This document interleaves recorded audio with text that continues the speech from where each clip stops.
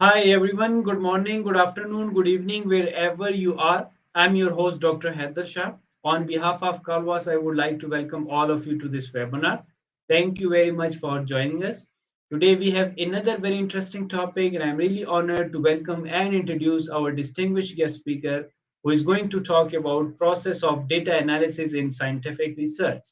In research, the data analysis is a step-by-step process, and each stage requires different skills and understanding. So, what is the process and how can we learn and apply it appropriately? So, really, very interesting topic. And I'm sure in this session you are going to learn new amazing things because we have an expert with us in today's this session. So, stay tuned because an amazing stuff are coming ahead in this session. So before we start, I would like to thank Kalwas for arranging such enlightenment sessions for their support and providing us such a wonderful platform. The aim of Kalwas is to give you the opportunity to connect and interact with world-renowned speakers, academic leaders, teachers, authors, researchers, experts, professionals, and businessmen to learn from their experiences, recommendations, suggestions, and tips which will create an impact and will enable you to learn and develop yourself in order to grow and transform individually as well as to contribute in a positive way. So, our slogan is come, learn, and share knowledge. So, today we have another very amazing person as guest who is internationally known personality with a vast experience in the field and from one of the leading institutions. He is a great human being. He continuously contribute to the world and field in a positive way. So, let me introduce him formally. He is a lecturer in a statistics department in College of Administration and Economics at Salahaddin University-Erbil. He gained his bachelor degree in statistics department at the same university, and he was the third student among 132 students with average 85.5 in 2007. He has taught several classes as an assistantship in the department during 4 years.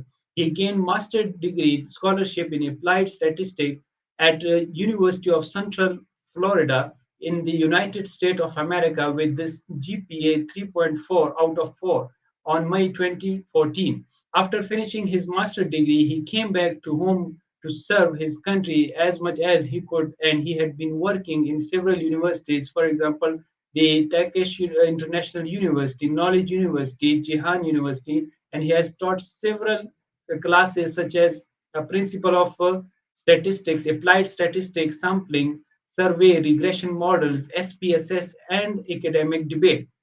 In addition to that, he gained a PhD statistics department at the Salahaddin University on 19 October 2022. He is the founder of Stat Office for Statistical Data Analysis and Training. In this center, he will help all undergrad and postgrad students in writing their thesis or dissertation, especially in practical sessions. In Stat Office, he has worked with several masters and PhD students as external supervisor. Moreover, he has also supervised several final projects of the bachelor in his main field. Regarding his publication, he has published 14 papers, three of them in Scopus and one of them in Thomas Router, and he has 89 citations now. And he has also written one academic book entitled Elementary of Statistics by English Language, which is helpful for all students who study in statistics department or in different major. Last but not the least, he's a wonderful speaker, author, teacher, professional, and above everything, a great human being. So please help me in welcoming our guest, Dr. Hazar Talat ABUBAKER Bibas. Welcome to the Kalwas platform and thank you very much for joining us, Prof. Thank you so much, sir. It's really a pleasure to have you with us. And Prof, let me give the gentle reminder to the audience that Prof will be presenting and he would leave time for question answer session at the end of the session. If you have any question, you can write in comment section or you can email us at info@thekalwas.com. So over to you, Prof. Thank you. Thank you so much, doctor. Is that fine? Yes, Prof. You and the slides are visible to our audience. Thank you, Prof. Yeah. Thank you so much, doctor, for your uh, time that give us to present one of the seminars or webinars entitled the process of data analysis in scientific research. Hope you can share some knowledge together in here. Before I'm starting, Carl Pearson, as a statistician, he said statistics is the grammar of the science, which is really interesting sentence for me. It means most of the measures need the statistics. Without the statistics, we cannot do any kind of the research. That's why always we need one of the statisticians to work with us together to get the top, to get the great research. Today I'm gonna talk about what's the process of data analysis. Every single statistician, they have different idea what's the exact process of data analysis. In my opinion, I have been talking about these 5 steps as a data analysis process. Select the problem, collect the data, organize the data, analyze, and get the result. Maybe some others, they have a different idea between collected and organized. There is some other sections and so on. But for myself, I see this is the best way to do analysis in scientific research. How are we going to select the problem or phenomenon? This is really important for most of the researchers while they want to do work for any kind of the problem. They have to give us the clear or clarify topic, because the topic should be clear and obvious for all of the readers or researchers for the future. For example, if I said divorce is not a topic. Reasons of the divorce, still not the great topic. If I say statistical analysis for the most influential reasons for divorce, is much better than the 2 sentence or 2 words before. To make more general or more clear, I say statistical analysis for the most influential reasons for divorce between men and women. If you see, we can see in here there is a comparison between the genders. What the male said about the divorce, while the woman said about the divorce. If I if I want to make more specific, I'm going to add in Erbil city, which is one of the city in Iraq.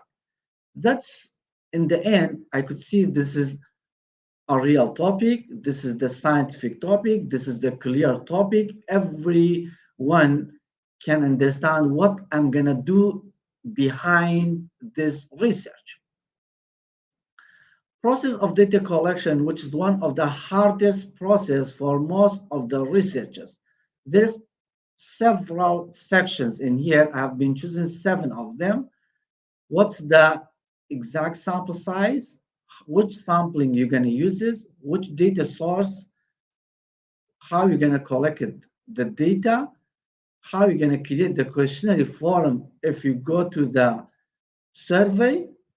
How we're going to do the pilot or the pretest, or when we're going to do it, what's the beneficial point behind that pilot or pretest. Calculate the sample. Once you have the target population, you have to have a great or enough sample size. We don't need the more sample size or less sample size. We're gonna find out the samples which is gonna represent the entire population. We don't need to less sample size which is not representable, or more sample size which is gonna take the cost for us. That's why always we're gonna try to have a qualified or enough sample size, depend on one of the formula named Cochrane sample size. I'll find the sample size depend on the Cochrane formula. There's a lot of formula, but for me, I've been using the Cochrane formula.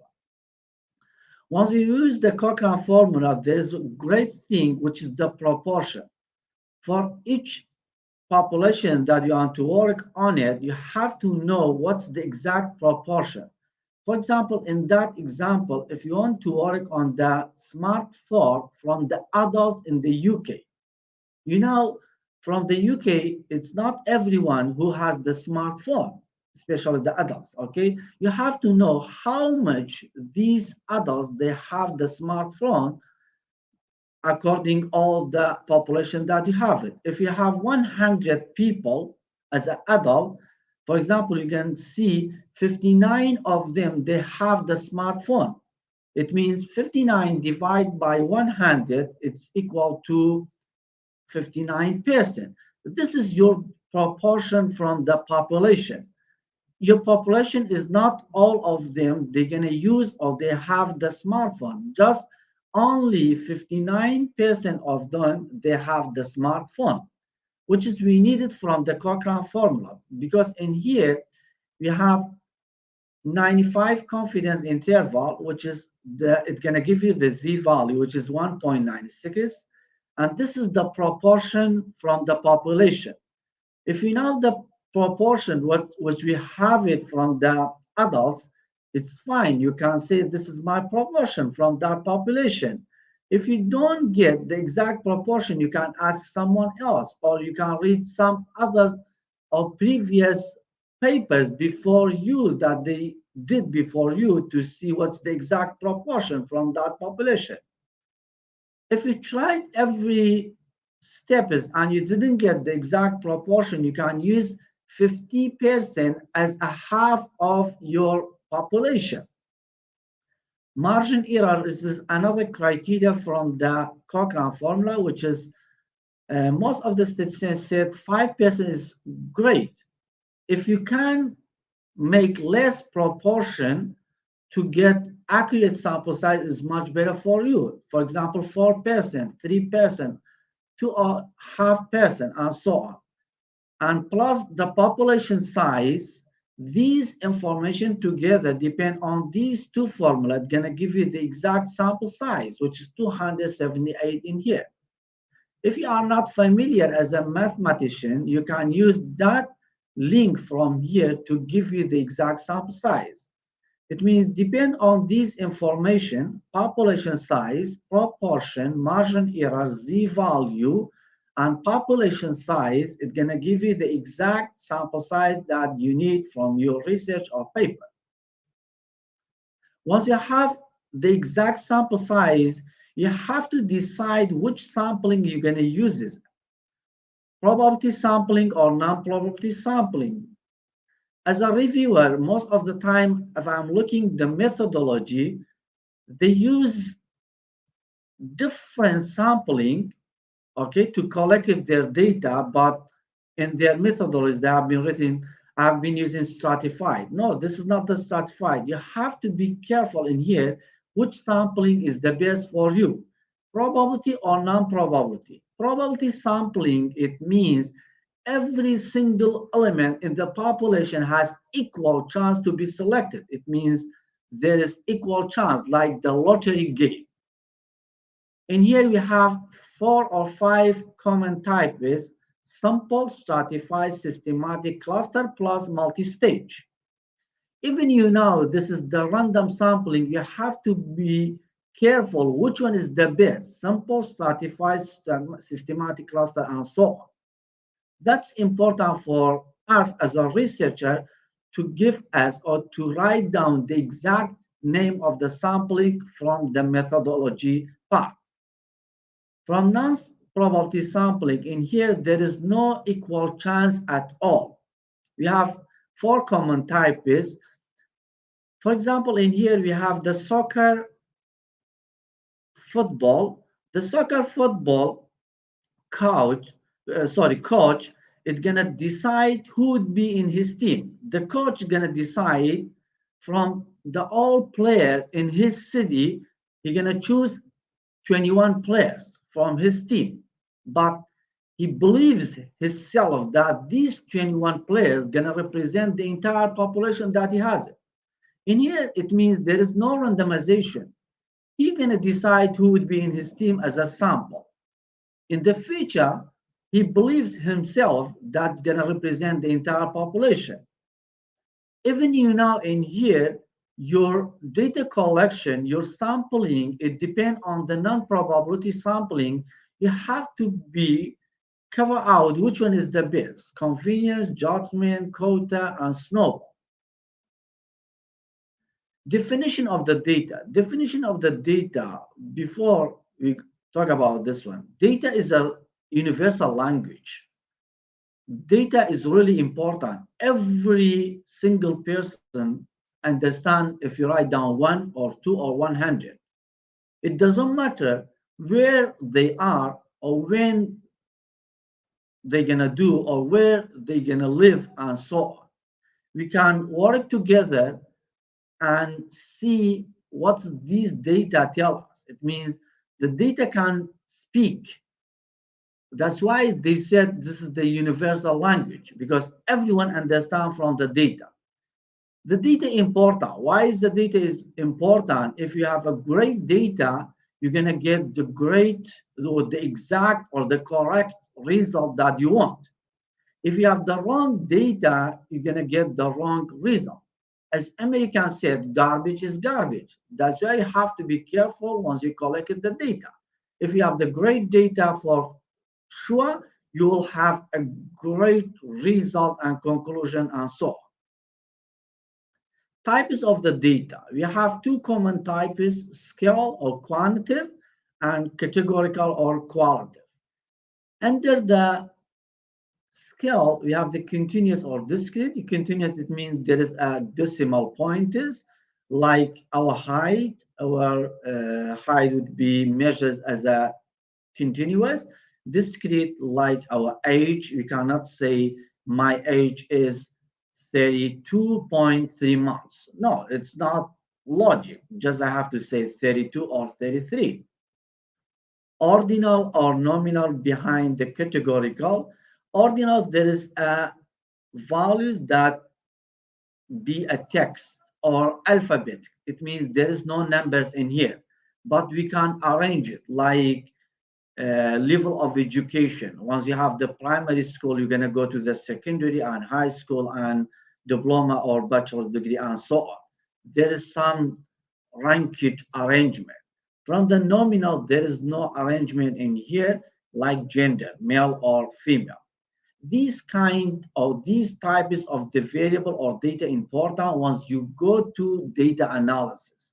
Depend on the type of the data, you're going to decide which analysis would be perfect for your analysis. In here, for example, if said, what's your favorite subject from the math, English, science, would be this nominal. If you say gender, male, female, would be also nominal in here. If I consider my self to be a good as a statistics, as a Likert skills response, strongly disagree, disagree, neutral, agree, and strongly agree, there is a ranking. That's why it said this is the ordinal. If just I said, what's the recent score for the stat exam between 0 to 100% or grade, of course, this is the scale data. Source of collection data. We have two sources at all. Primary source data, secondary source data. Primary source data is the data that you're gonna collect it by yourself using a questionnaire form. It means as a researcher, you're gonna draw down the questionnaire form. Depend on that questionnaire form, you're gonna put some questions related to your topic or hypothesis under this form, and then you're going to distribute it to the people, to the area that you are interested on it, and then collect it. That would be your own data and called primary source data. Secondary source data, that is the data that someone else has been collected before you, and you're going to reuse it again by their permission. Might be going to find it from the internet, from the book, research, scientific thesis, dissertation, and so on, or might be sometimes you're going to go to some directory to collect the exact data that you want based on the secondary or historical source as a data collection. Methods of collection the data, there is several methods. Most of the time, you're going to use two of them, especially once you have a questionnaire, to save the time and collect it a lot of cases in the small time, in a few times. Most of the researchers ask me which one is the best. I couldn't say which one is the best. Depend on your population area that you are working on it. You have to decide, you have to figure out which one is the best for you. But as a researcher, as a scientist, I'm going to recommend you can use two of them together in one time, as a mixed mode. For example, online and face-to-face to collect more cases in a small time. Questionnaire structure. Once you go to the survey, you have to create the questionnaire form. Questionnaire form more art rather than the scientists, because most of the time it's gonna take longer than you expected. Maybe you said, okay, I'm gonna finish it in 1 week, but it's gonna take more than a week or 2 weeks and so on, because you're gonna write down the first draft, second draft, and so on. That's why it's gonna take more time. Once you have the questionnaire form, how are we gonna start it? In the first, you have to write down the cover letter, okay? Who are you? Where are you going to work? What's the purpose behind this research? Who can fill out the form for you? If you write down the exact cover letter, everyone gonna believe you as a scientific man or woman. They're gonna give you the exact response that your research or your title needs. Otherwise, they said, no, we don't believe him or her as a scientific man or woman. That's why you have to write down a small cover letter in front of the questionnaire form. In the end, say, thank you so much for your time, because time is a money, okay? You have to tell them, thank you so much. You have two types of the questions, closed format and the open format. Most of the time, we need the closed format. For example, are you smoking? Yes, no. Don't say sometimes, because sometimes might be he gonna smoke one cigarette at the year, or once he has a sadness time or happiness time. But it's not a smoker. You have to be careful which option you're gonna give them. And once you go to the data collection or data analysis, it's gonna affect your result or not. And closed format is easy to enter the data. It's easy to code it, record it, and analyze it, and so on. Also, it's easy for the responders to fill out, just gonna tick. Okay, for example, in my college, we have 6 departments. I'm not gonna write down what's your department. I'm gonna give them each of the department, statistics, accounting, and so on. Just he, she tick which one he will be, he's a student or in this department. I'm gonna give them an easy question. Okay, I'm gonna help them. I'm not gonna make the open format, think about what's the question behind this one and then decide. No, as much as you could, use closed format. It's easy for you as a researcher and for them as a responder. Open format. Open format is free for them to answer. Most of the time, once we work with the restaurant or factory or organization, I'm going to tell them, write down a comment from your social media. What's your feedback from that hotel, from that restaurant? Because they like to write down some notes. This part is great, but that part is not. And then in the future, you have to work on it. Why this part is not qualified for the customers? That's great, okay? Or from your questionnaire form, some of the questions as an age. If you have the age, just leave them, what's your age? If you have a scale data as an age, quantitative variable, in the future, you can classify as much as you want. For example, 20 to 29, 30 to 39, 40 to 49. If you think this is not qualified for you, no, I'm going to say 20 to 24, 25 to 30, 31 to and extra. You're going to decide which one. Plus, that age as a quantitative variable, it's really important for you to make association with other variables that you have. For example, are you smoking or not? Do you have the diabetes or not? Do you have any problem from your body or not? You can make some association because you have a great scale data. Okay. How are we going to ask the questions from the survey? Most of the time, we said keep short and simple sentence. Don't make complicated. Follow the KISS method. Keep in short and simple. Don't make a complicated sentence or long sentence. Or as much as you could, write down a small sentence.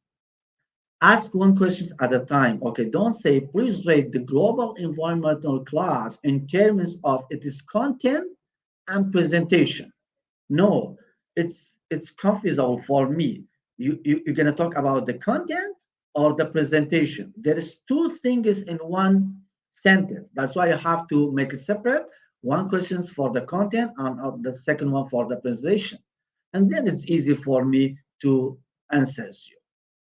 Avoid the negative questions as much as you have it to make all of them or most of them be positive. Sorry. Okay. Start with the relevant main question. Which question is the really important? Put it in the top to make more attractive to them to go to the next one and third one and so on. From the order, from the easiest questions to the hardest questions, or to the closed format questions to the open format questions. Of course, we know closed format is much easier for the respondents to fill out rather than the open format. Personal questions should be avoided. For example, your title totally far from the salary. Why are you going to ask them how much you're going to earn as a month? No, you don't need it. What's your name? You don't need it. Okay. You have to be careful for the word that gonna hurt them. Okay. Questions should be carefully frame out the entire topic that you have it. For example, if your title needs 25 questions, you have to write down 25, no less, no more. If you have more, some of them said, oh, sir, these questions not related to your work. If you have less, said, okay, researcher, these questions you have to write down, but you miss it. These are important. These are related to your topic. Why you have missed these questions? That's why you have to be careful. And here, yes and no are preferable, as we said before. Pilot study. Okay, we're gonna talk in later the pilot study. What's the beneficial point for the pilot study? It's gonna test the reliability for your questionnaire form. For example, you're gonna create the questionnaire form before you distribute the entire sample that you have. For example, 500 samples from your population. Just distribute 10 of them to see is there any mistakes. For example, one of the questions you think as a researcher that most of them they have to click on strongly agree, but 10 of them said neutral, neutral, neutral, neutral. It means they don't understand that question. Or they gave you the opposite answer. They said disagree, disagree, disagree. Why? Because they don't understand this one. You have to revise it.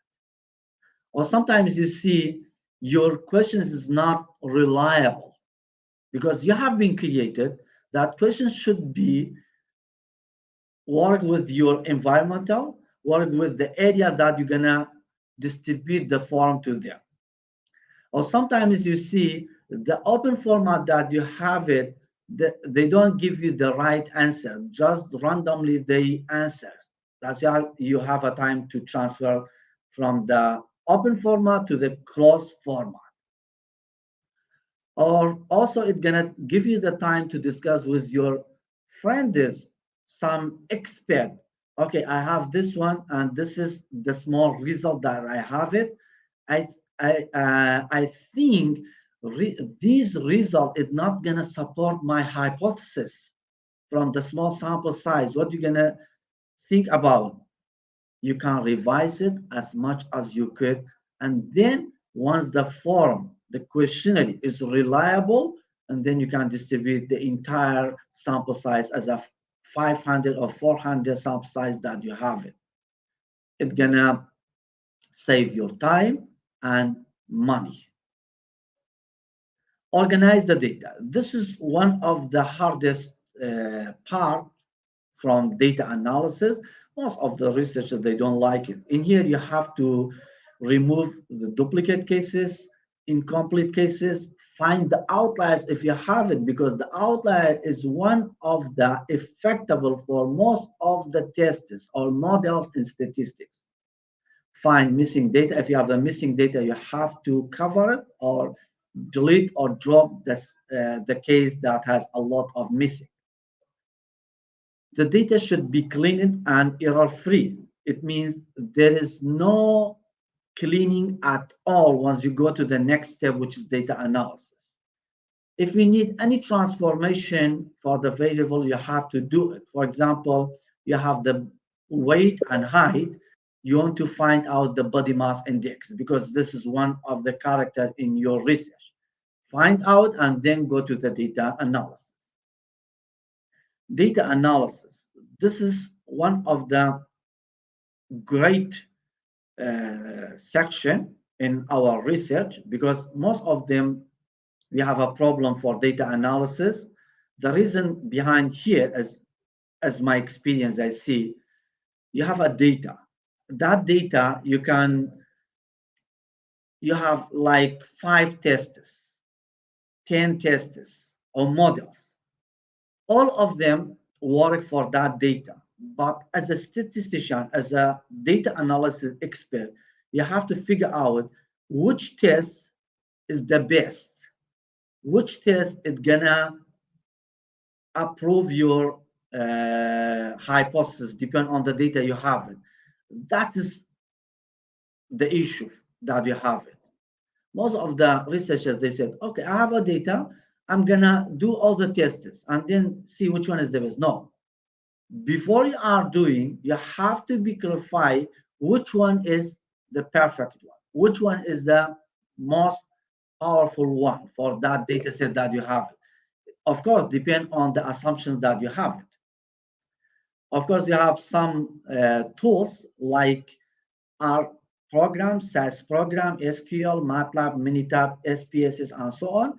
These packages or tools gonna help you to save your time. The goals, there's a lot of goals. It's gonna give you the relationship, the patterns, the difference between two variables, the cause effect, the forecast, and so on. There's a lot of goals behind the analysis. In general, we have 2 types of the statistical methods: inferential statistics, descriptive statistics. Descriptive statistics means you're going to describe, you're going to summarize the data set that you have. How are you going to summarize or describe? Using frequency, charts, measures of central tendency, and measures of dispersion. From here, just if you say something from the measures of central tendency, you have the mean, median, mode. There is 3 measures that they have the same work, the same objective. They're going to find out the middle of the data set, the single data set, which is going to represent the middle of the data set you have it. But when I'm going to use the mean or median or mode, if I quantitative data, mean is the best, followed by median and mode. If I have quantitative data with outliers, mean is not the best because outlier is going to affect the mean because mean is the sum of all the values you have it divided by the number of values you have it. The outlier always going to affect the mean, but you can go to the median. Why median? It's going to arrange the data from the smallest value to the largest value, and you're going to pick the middle of the data set. That's why once you have the outlier, median is better than the mean. Otherwise, mean is the best. If you have the qualitative or quantitative, you can use the mode because it's going to just choose the most frequent one. That's why always I said, you have more than one test, one measures to one object, to one things, but you have to figure out which one is the best. in here.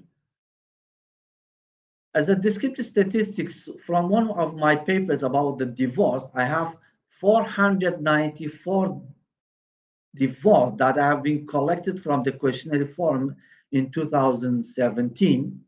In here, with the small descriptive statistic, I could tell everyone that the percentage of female is higher than the percentage for male. That's the description. If make a little bit complicated description between two things, for example, the level of the education and the gender, to see what's the relationship between gender and the level of education. In here, you can see most of the time, okay, this is illiterate. If you say illiterate means they couldn't read and write, the percentage of men is higher than the percentage of the female. And so on. In here you can see, or you can compare between two things in one table. Also, this is the descriptive statistics, because you didn't do any test, just you find out a small relationship between two categorical variable with the description statistics. And here I've been changed from the frequency table to the chart. This chart is the same descriptive statistics as we had before. Or if you have more than 2-3 things together, you can draw in one chart. For example, in here, that chart is gonna show us the percentage of divorce between USA, Iraq, and Kurdistan in one graph, okay? In here, from the green, you can see the number of percentage of the divorce is increasing from 2013 till 2016 or 15. Why? One of the reasons here, the ISSs came to our country, our region, and most of them, they lost their job. If you lose your job, your family gonna have some problems, and might be some of them they get divorced.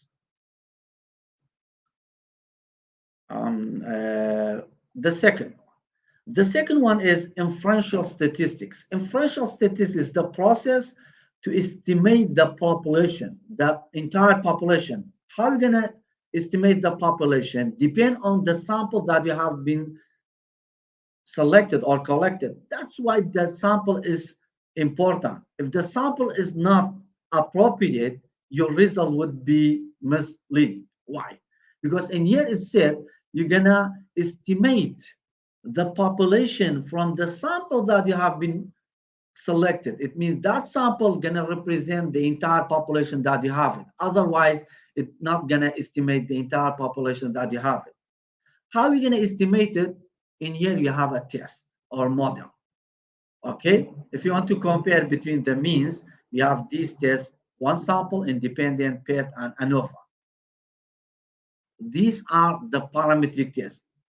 If your assumptions is not met, you can go to the non-parametric tests: Kruskal, Mann-Whitney, sign test, and so on.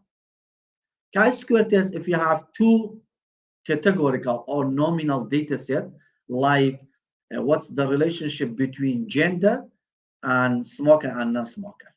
There is two categorical nominal data set, you can do the chi-square test. Correlation and regression. Correlation is the relationship between two variables, independent and dependent.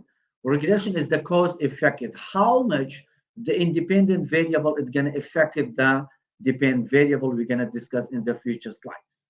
And factor analysis, time series, and so on. If you have two groups, you can use independent sample t-test. If you have three groups and more, you can use one-way ANOVA. Of course, if you want to compare between the mean. If you want to compare with the mean with the same subject, it means the repeated one. If you have two groups, you have to use paired sample t-test instead of the independent, because you have pre and post test, before the event and after the event.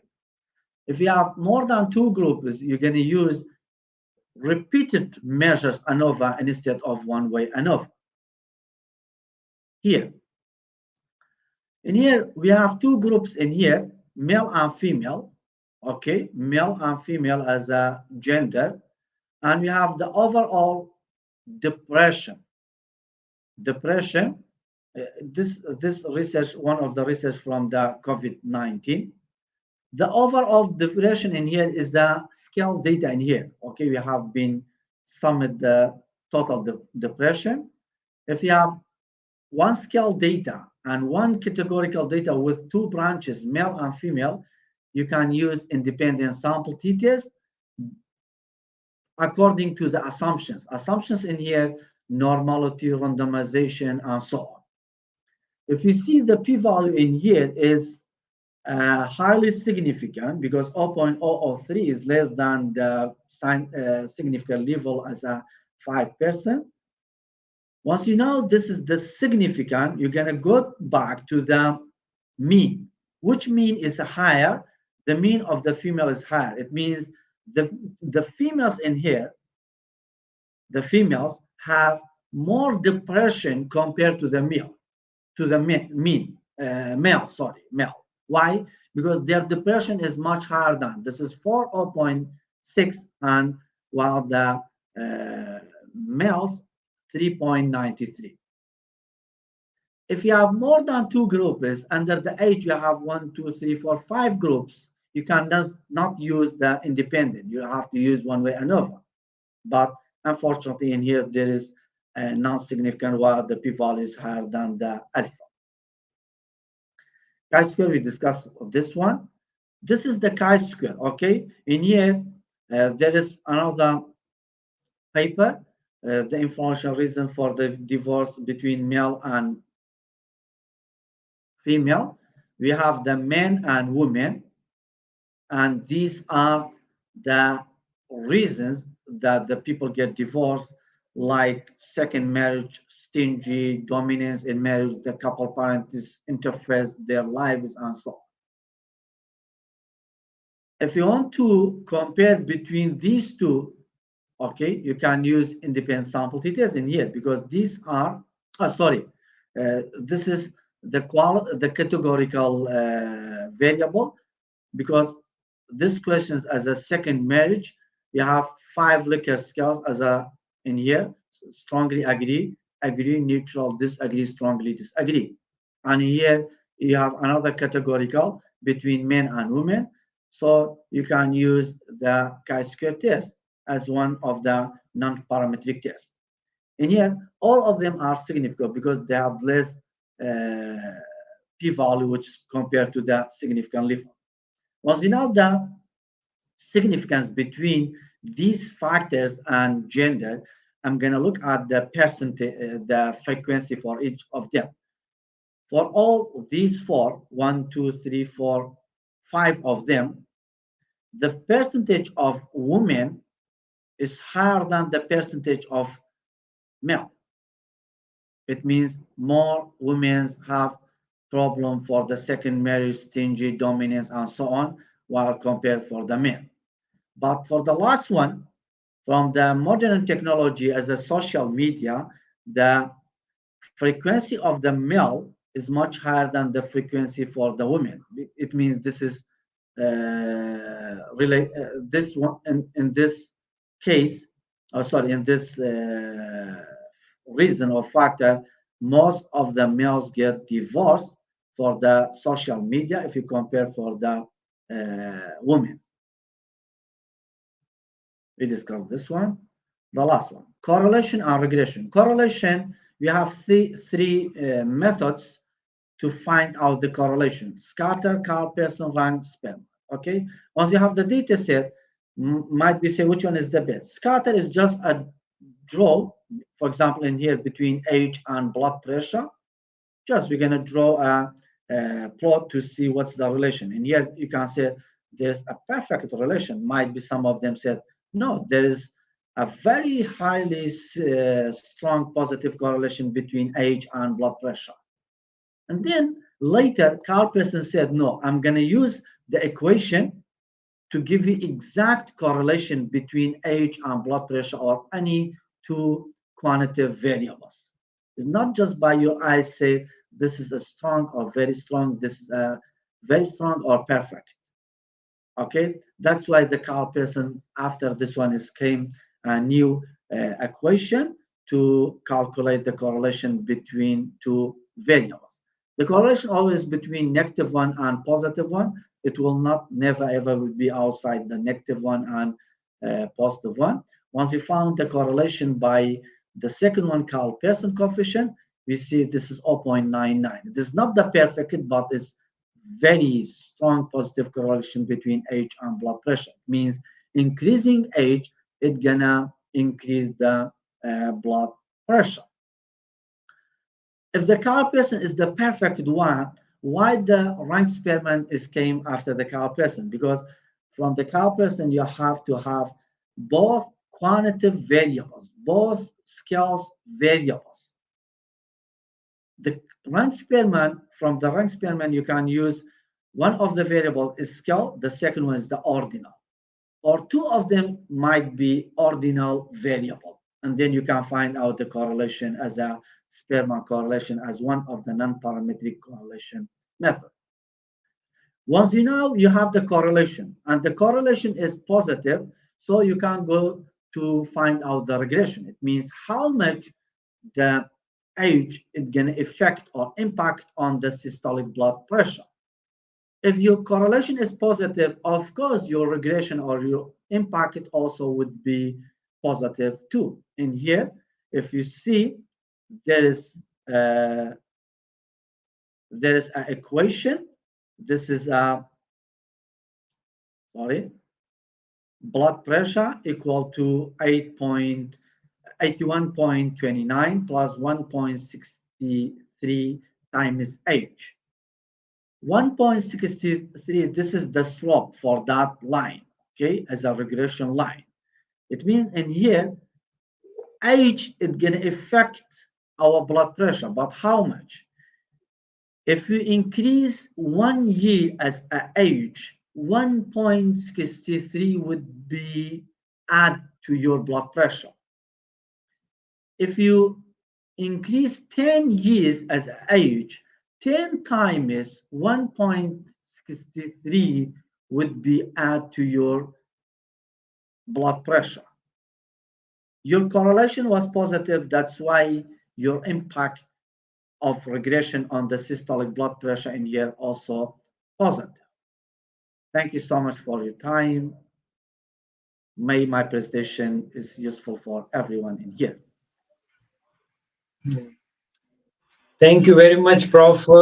It was really wonderful to see, and I love the way you started it. It was so great from the sample size, and I believe that what you have shared with us in this 50 minutes is just like a 1 month, the 4 month semester, which is one semester, because this is Yes. what we learn in the our masters in the whole semester, right from Yes. the sample size. And very nicely you have shown the different approaches towards selecting the sample size and even the online calculator for that.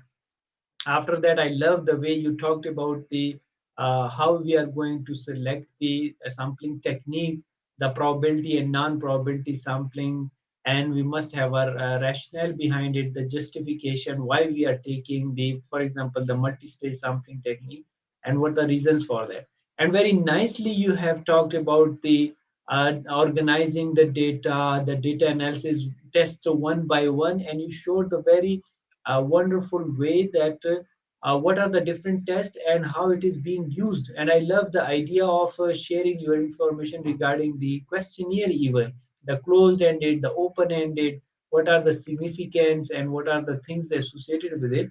And I was just thinking that how great teacher you would be when you will be teaching for one semester, because in 50 minutes you can share such a lovely stuff with us. So in one semester you will make somebody a bit of the expert of the statistical tools, because the way you are teaching is so wonderful, and I love the way you are explaining it very calmly, very nicely, and one wants to learn more because your methodology of teaching and delivery is so great. And I love your this one part of the starting the presentation with the quotation, that it is the grammar of the language.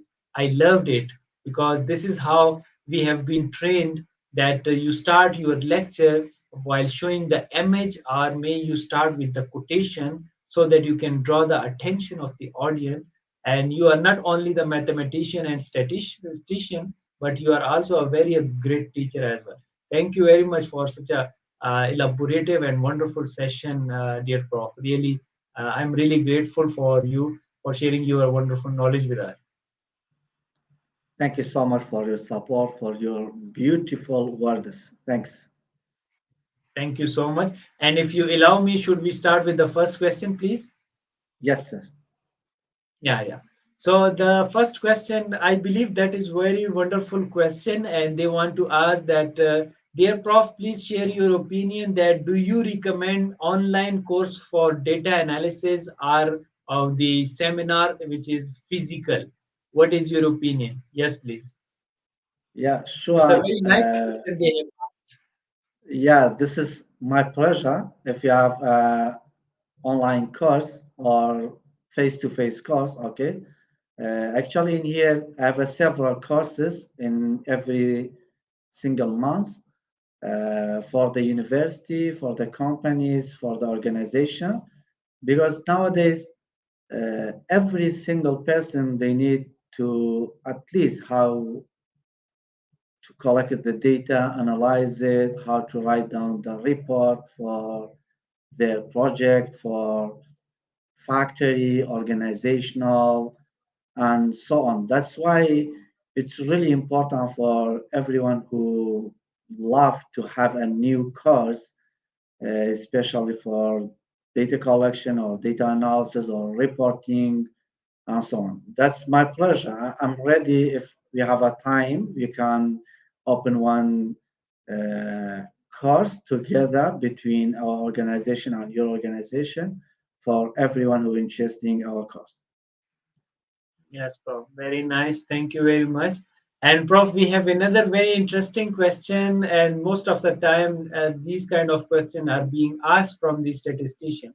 They want to ask that, Prof, please clarify for us, as we are the beginner researcher, that why in a simple regression, an independent variable shows good power of explanation, but when running a multiple regression, it does not. What is your opinion on that? Yes, please. Yeah, yes, doctor. This is, you know, once you have a simple regression, okay, it means you have one independent variable and dependent variable, okay? You're gonna find out the effect for each single independent variable to that dependent variable.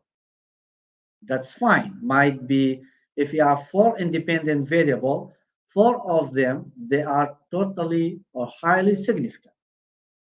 Once you go to the multiple regression, you see two of them significant and the other two will not be significant.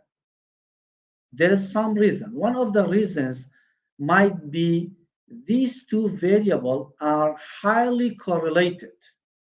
It means you have a multicollinearity problem. If you have four independent variables, first of all, you have to find out is there any highly correlation between these four variables or not. If you see any correlation higher than zero point 0.7, you have to think about there is a multicollinearity correlation. It means once you go to the multiple correlation, one of them might be gonna left out because of the multicollinearity correlation. And there is a lot of other points behind this one, but this is one of the most effective reason that you can see four variables are significant and simple. Once you go to the multiple, one of them or two of them gonna be left out from your model. Yes, Prof. Thank you very much for such a wonderful Most welcome. explanation. Yeah, thank you. And Prof, there is one another question. They need your guidance. That Prof, what do you recommend for non-normal distribution of data? Smart PLS or MOS? Yes, please. Not normal data set. Yes, Prof. Yeah. Non-normal. Yeah. For example, if you see your data is not normally distributed, it means this is one of the assumptions behind all the parametric tests, from the one sample t-test till the end. It means you cannot use any kind of parametric test. There is two ways. One way, you can go to the non-parametric test, because from the non-parametric test, you don't need to follow any assumptions, which is one of them normality. Or you can transform your data. Transform your data till you get the normality. Or you can add your data or drop out some of the cases, or you can find out the outliers, because most of the time the outlier going to affect your data from normality to non-normality. For example, it's easy, just draw one box plot to see if you have any outlier or not. This outlier has have to be deleted, or some of them has to be remaining, and so on. That's Thank you very much, Prof. And Prof, there is one another interesting question, not a question, it's a comment, and then we will move to another question. The comment is that, Prof, I see that data analysis, it is more like a practicing, like a mathematics. The more you practice it, the more you learn it. So it's just a comment from one of our viewer. And yeah. You now, can't say yeah. yeah, Yes, sir. yes, Prof. Please You can't continue. say. I think it not exactly depend on how much you're gonna practice on it. It's depend on how much you're gonna understand or how much you love the data analysis.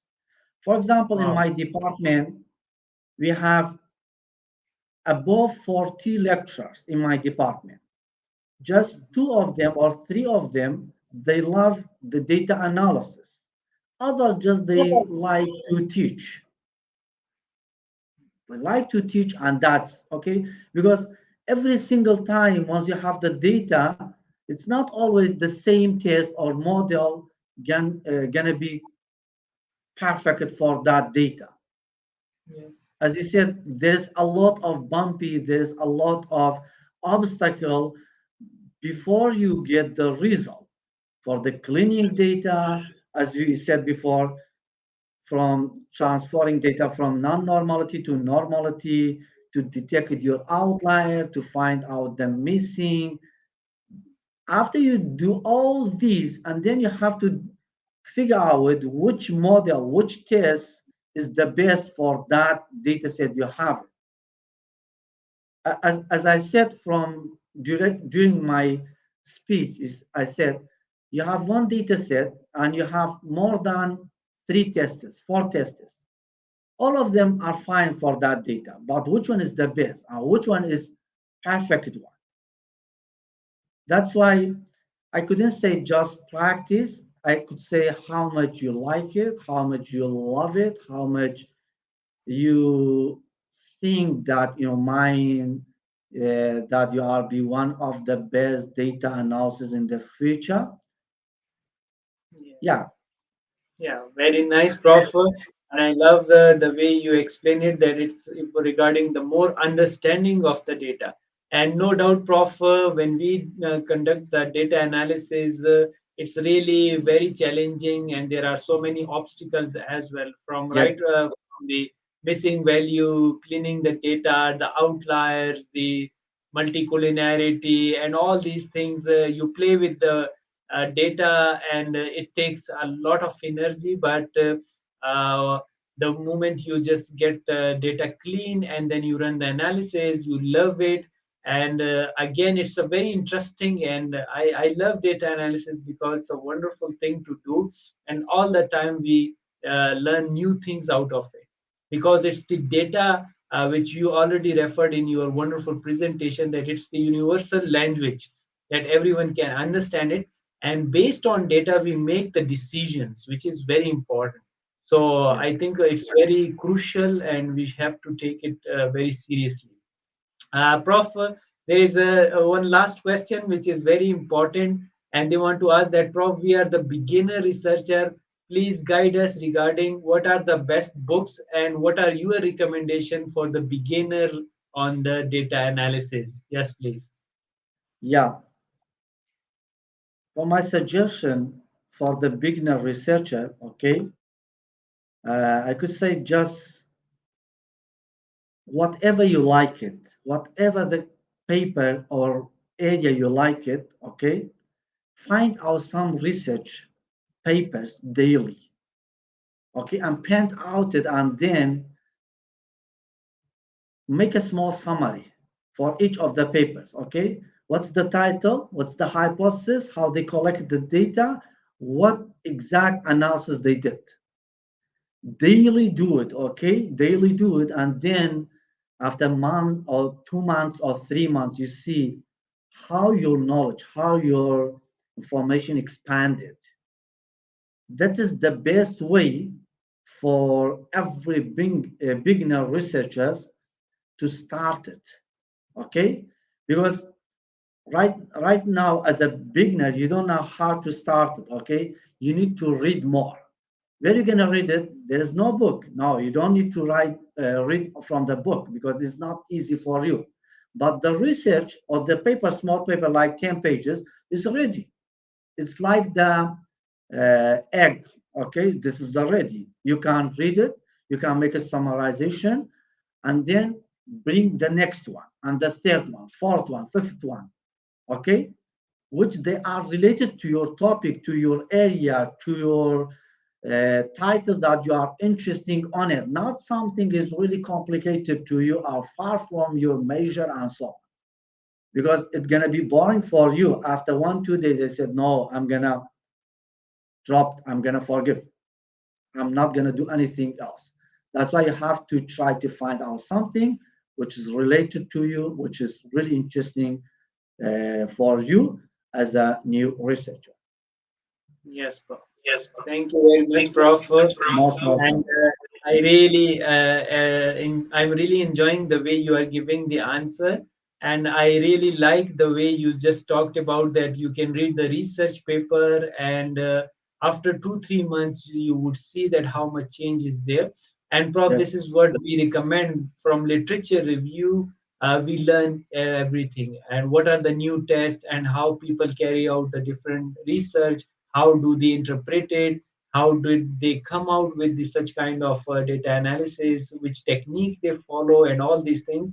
I wish I could have the same guidance when I was doing my masters. It would have made my life much easier, because I learned through very difficult way, and you made it very easy for audience from around the globe, that how can they actually learn. And it's very easy, and it's a scientific and systematic process, and we can learn it, and we can have a expertise over it. Really, Prof, wonderful session with you. The way you explained was so great, and what a great content you have shared with our audience. Prof, at the end of the session, we ask our each guest about their message to the world. So, Prof, what is your message to the world as a speaker, author, teacher, researcher, trainer, learner, professional, and educator? Yes, please. for me, all I say, be the right person, be the honest person. From my area, always I talk to my friend is, please, nowadays there is a lot of fake journals. That's fine, okay, you have a fake journal. But please don't be a fake researcher. That is disaster. If you see your result is not significant, that's fine. Figure out it or find out some excuse why your result is not significant. That's the contribution for you, but a little bit might be harder for you to find out some excuse. That's my word for everyone, for every single researcher. Please don't be a fake researcher. And that's, Wow, what a superb message you have given to the world, Prof. Really, you yeah, have squeezed the ocean to that drop. Really, wonderful message. Fake journal is fine, but not a fake researcher. And yes, Prof, yes, yeah, it happens when our research findings or hypotheses are rejected. So we must come up with the justification and should dig out further the literature yes, that what are the possible reasons behind it and come up with the explanation rather than just making it the significant and to have a in line with the previous studies. So this is very important message you have given to the world. Really, Prof. And Prof, at the end, please let us our audience know how can they reach and how can they have contact with you for further guidance and collaboration. Please share your information with them yeah. I where don't they can know. find you. For me, I'm a lecturer in statistics department at Salahaddin University. If you want, I could send you my email or personal social media account and later, and then you can share to them or write down from your YouTube channel from one description. I'll send you, okay, everything that you needed. I'm That's glad. wonderful. I'm glad to. Thank you very much. And we will put your email address and the social media account in the description of this video so that Yeah. anyone in the future who will watch this video, if they want to contact with you for further guidance and learning, they will contact you directly through from the description. They will get the information regarding you. So thank you Yeah. very much once again. To the audience, do follow our distinguished guest speaker through his research work and you can email him for future learning and guidance. He is very generous and always ready to help the people. Moreover, wonderful explanation and powerful content which the great speaker has already elaborated will help you to learn and develop your understanding regarding the data analysis. So that's all we have time for today. Thank you once again, Dr. Hazar Talat Abubakar Bibas. And I would like to thank our audience who joined us from around the globe. If you have any additional question about information shared today, please email us or connect to the speaker directly. Thank you all for your support and liking our session. Stay tuned as many sessions are on the way. Please do not miss any session. Until next session, take care of yourself. Bye bye.